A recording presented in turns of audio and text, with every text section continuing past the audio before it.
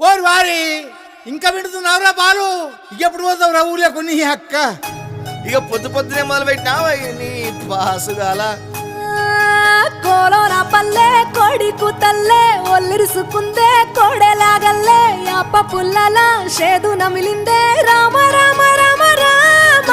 తలకు పోసుకుందే నా నేల తల్లే అలికి పూసుకుందే ముగ్గు సుక్కల్లే సత్తి ముటల్లే సగబెట్టుకుందే బాయి గిర్కన పల్లె